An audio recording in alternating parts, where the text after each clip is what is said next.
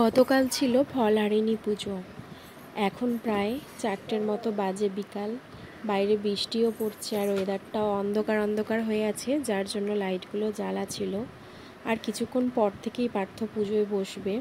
তার আগে আমি সব জোগাড়গুলো করে রেখে দিই। প্রথমেই ঘরটা আগে মেজে নিই, জায়গাটা ভালো করে মুছে নিই। আর ওইদিকে আমি পায়েসটাও বসিয়ে এসেছি। টুকটাক কিছু জোগাড় করাই আছে। পায়েসটা মোটামুটি হয়েই এসেছে, আর কিছুক্ষণ হলেই হয়ে যাবে। ভেবেছিলাম পোলাও আলুর দম করব, কিন্তু আমার জ্বর হয়েছে, শরীরটা ভালো নেই। আর আমার থেকে মেয়েরও জ্বর হয়েছে, কারো কাছে থাকছেও না, ওর বাবার কাছেও বেশি থাকছে না। তো কোনো রকমে পায়েসটা করেছি, পায়েসটা হয়ে গেছে। বাকি জোগাড়গুলো করে নিই, নাহলে আবার কখন কাঁদতে আরম্ভ করে দেবে। তো পঞ্চপল্লবগুলো ধুয়ে রেখে দিয়েছি, যেটা ঘটে বসানো হবে। আর এদিকে ফল মিষ্টিগুলো সাজিয়ে নিই, বাকি কিছু কুচো ফল কেটে নিই। নৈবেদ্যটাও পরে সাজিয়ে নেবে পুজো করার সময়। আগে ফলহারিণী পুজো যখন হতো অনেক বড় করে হতো, হোমযজ্ঞ করা হতো। এখন কিছু কারণের জন্য একটু বন্ধ আছে।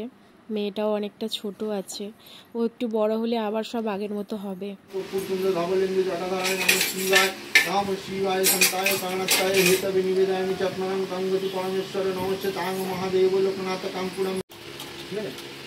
দিদিকে দুটো করতে হবে।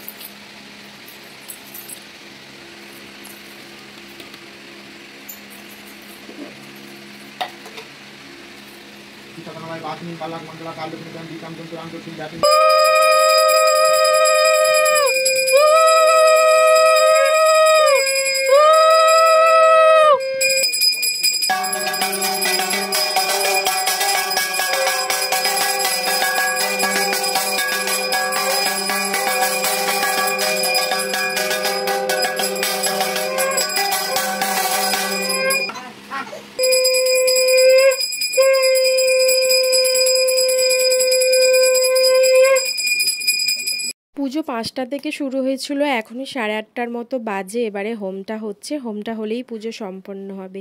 পুরো ভ্লগ আমি নিতে পারিনি, নাহলে অনেক বড় হয়ে যাবে ভিডিওটা।